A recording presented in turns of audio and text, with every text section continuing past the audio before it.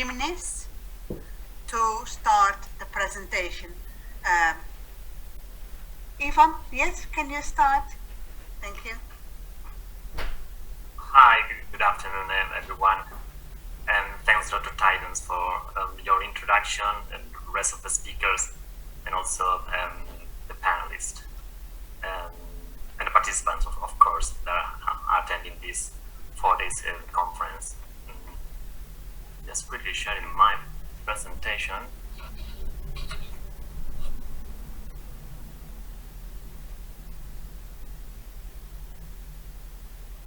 So this is all about the importance of occupational safety and health provisions in trade agreements and negotiations.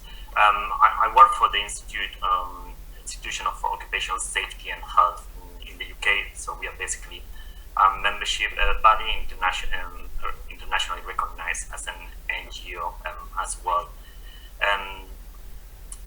Well, I work for the policy and regulatory engagement department. I used to work in the research department as well. And this is just to provide some background on the topic I'm covering. So these are just some examples of our recent engagement with public policy in the region through either like public consultations, call for evidence from governments, or from policy development initiatives where we have highlighted the need to create safer, healthier, and more sustainable workplaces within the trade and investment context environment. Our influence is also evidence-based and supported by research that is meaningful in the context of trade. So as you can see, these are just some examples of, I would probably say, challenging sectors or professions, such as the ones working in the container ports industry, seafarers, or those working in the coal mining industry. And on this particular subject, we also strive to advocate for safer, healthier, and more sustainable trade by elevating occupational safety and health standards in trade and policy agreements. So this session is basically based on our recent contribution on 2020 to United Nations Policy Hackathon, where we recommended that general elements of trade agreements need to better embed a minimum level of occupational safety and health regulations. And I think that this is a message that we think is worth resonating in similar platforms, even like more academic platforms like this one as well. So as part of our submission to the United Nations Policy Hackathon, we basically conducted a review of the key trade agreements to analyze the descriptors and from labor and occupational safety and health provisions in major trade agreements. And the rationale around the paper was to better understand the integration of health and safety considerations into the trade policy process that, as many of you might be aware, has been historically dominated by economic and commercial matters, as the previous speaker was also suggesting to some extent. So outcomes of the paper clearly helped to reveal opportunities and vulnerabilities to enhance trade agreements and negotiations. In summary, the paper helped to provide a summary review of selected trade agreements, schemes, and proposed models in respect to labor, decent work, and occupational safety and health provisions. And many of the examples included in the paper helped to demonstrate the increasing role that protection of human rights and occupational safety and health play in this kind of agreements, with a particular emphasis on ensuring that growth in trade never comes at the expense of worker protection. This paper also helped to provide evidence on the need for more emphasis and clarity on how health and safety provisions tend to be articulated when they are articulated, of course, regulated and enforced in trade policy and agreements. I mean, that said, it is true that as we scholars tend to argue, ongoing research is recommended to further build the evidence base and share intelligence on best improvement options. As part of this advocacy work, we also, we recently hosted a session at United Nations Responsible Business and Human Rights Forum. So basically, we continued the exercises that we started with the United Nations paper, and we gathered. We tried to gather consensus from several members from the civil society, and this event was much focused on a particular major free trade agreement, the Regional Comprehensive Economic Partnership Agreement that operates in the so-called ASEAN region. So basically, this agreement affects or has the potential to affect 15 Asia-Pacific nations, including 10 ASEAN member states, covering a total population of more than 2.3 billion people.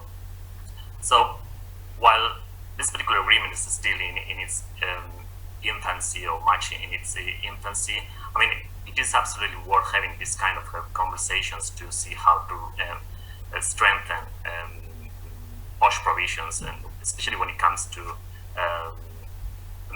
the so-called emerging or least developed countries or economies. And one of the things that I need to highlight is that the session demonstrated the importance of civil society involvement for helping monitor health and safety provisions and their associated enforcement mechanisms. It is also true that free trade agreements can lead to, of course, positive aspects such as increased economic growth or foreign direct investment. Conversely, they can also lead to negative aspects, as I've already highlighted in relation to poor working conditions, precarization of particular sectors, or the outsourcing of jobs. And I'm pretty sure, like many of us have witnessed this issue to some extent. So, for example, this was particularly the case of the North American Free Trade Agreement, and also known as NAFTA, signed by Canada, Mexico, and the US, that led to many manufacturing industries closing and allocating their jobs to Mexico, where, as we know, enforcement and labor of labor and health and safety protections tend to be more fragmented. And our paper also alerted of not so well developed practices that compromise the protection of labor rights or that do not uphold international labor standards. And this is particularly the case for those agreements that involve challenging regions, such as the novel bi-regional association agreement between the EU and Mercosur, with countries from the South American region, that in the chapter of trade and sustainable development does not articulate specific instruments to monitor the implementation of international labor standards. And well, as part of the research that we conducted, these were basically a summary of some of the potential measures that could be implemented, or that should be at least taken into account when it comes to these agreements. So one of the things that we highlighted is the importance of integrating the principles of the ILO guidelines on occupational safety and health management systems, supported by ISO standards such as ISO 45001, occupational safety and health management systems that is available. And we also highlighted the importance of benchmarking of best practices initiatives, such as the Trade for Decent Work led by the European Commission, also with the input of the International Labour Organization. And as I've recommended previously, we also suggested how forging better links with the civil society should be the way forward when it comes to better engagement and better involvement. potential route that was identified comes in the form of making occupational safety and health a fundamental workers' right. So, as you might be aware, this is a policy development that can be formalized and adopted at the next international level organization, governing body that would take place in next year in 2022. One anticipated direct impact of this approval could be the formal inclusion of this fundamental right in many international instruments and policy related documents such as existing trade agreements. We also need to be cautious at this time, because it would be the sole prerogative of national states to exercise the ownership to mandate, articulate and implement the principle of occupational safety and health as a new fundamental right at work. And just finalizing or summarizing in the near term, the path towards global trade investment recovery evidences that there still remains an ample room for improved governance on how trade agreements invest robust protections of workers' health and safety.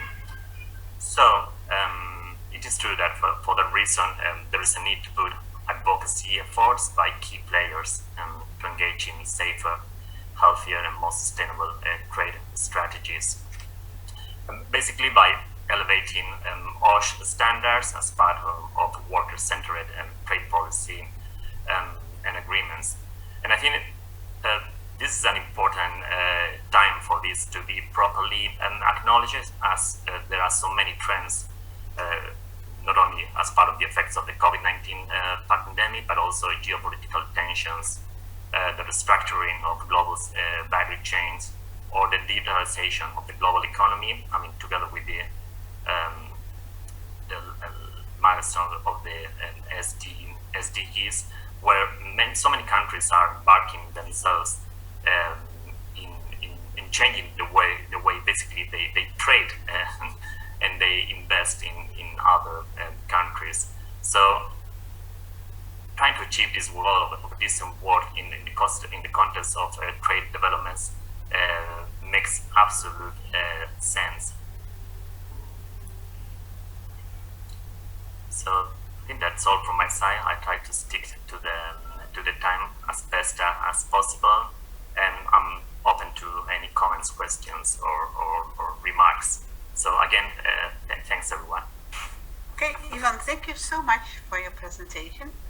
Have you seen the chat? There's one question to you, but you can give an example of a successful way civic society could be involved in improving safety and health regulations.